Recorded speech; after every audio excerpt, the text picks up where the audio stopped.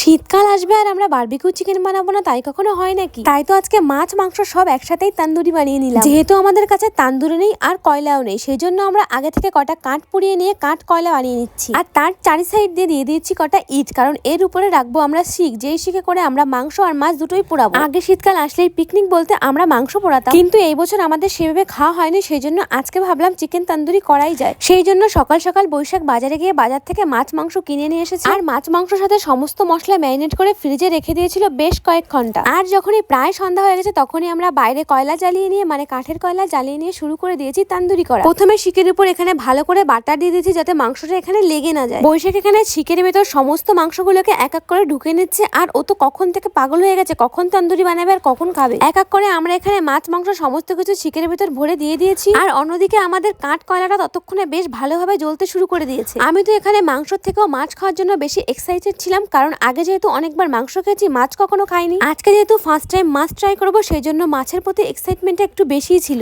আর বৈশাখ তো এখানে পেঁয়াজ লঙ্কা সব রেডি করে নিয়ে এসেছে খাওয়ার জন্য। এরা দুজন দুদিন আগে নাকি মাংস পুড়িয়েছিল উনুনের উপরে দিয়ে, কিন্তু ওদেরটা নাকি ভালো হয়নি, আর একটা শিক নাকি উনুনের ভিতরই পড়ে গেছিল। আমার তো শুনেই ভীষণ হাসি পাচ্ছিল যে ওদের অবস্থাটা কি হয়েছিল। আর আজকে যখন কাঠ দিয়ে কয়লা আগে থেকেই বানিয়ে নিয়েছি, তখন থেকে ওরা বলছিল যে আজকেরটা খুব সুন্দর হবে, কিন্তু তখন আমি জানি না যে ওরা কেন বলছিল, কারণ আগের দিনে যে অবস্থাটা হয়েছিল সেটা আমাকে পরে বলেছে। মাছ মাংসগুলো উল্টে দেওয়ার সময় উপর দিয়ে একটু বাটার দিয়ে দিয়েছিলাম, কারণ বাটার দিয়ে দিলে এটা আরো খেতে সুন্দর হবে। এখানে আমাদের একটা চিকেন শিক থেকে খুলে যাচ্ছিল, সেই জন্য ওটাকে নামিয়ে নিয়ে বৈশাখ তো সাথে সাথে খাওয়া শুরু করে দিয়েছে কেমন হয়েছে। আর ওর দেখা দেখি আমিও এখানে একটু খেতে আরম্ভ করেছিলাম। একটু কাঁচা ছিল কিন্তু তবুও সেই টেস্ট। এর তো শুধু একবার এটার লাগে তো একবার ওটা লাগে। এখন বলতে চাট মশলা এনে দাও, ঘর থেকে চাট মশলা দিয়ে খাবো। প্রথমবারের শিকগুলো আমরা যেগুলো দিয়েছিলাম সেগুলো আমাদের এখন কমপ্লিট হয়ে গেছে। আর আগুনের তাপ তখনও এতটাই ছিল যে মনে হচ্ছিল আরো 1 কিলো মাংস নিয়ে আসলে এই আগুনে পুরানো হয়ে যাবে। এক এক করে গুলো এখানে শিকগুলো থেকে মাংসগুলোকে ছাড়িয়ে দিচ্ছে, আর ওদিকে আমাদের চাট মশলাও রেডি, আর সাথে পেঁয়াজ লঙ্কাও আছে। তারপরে তার আবার লেবুর কথা মনে পড়েছে, তাই জন্য আবার পরে লেবু নিয়ে এসেছি। আর এই যে এনার খাবার স্টাইলটা একটু দেখো, প্রথমে মাংসটাকে ছিঁড়ে তার ভিতর চাট মশলা, তার উপরে পেঁয়াজ আর সাথে একটা কাঁচা লঙ্কা কামড় দিয়ে বলে ওয়াও।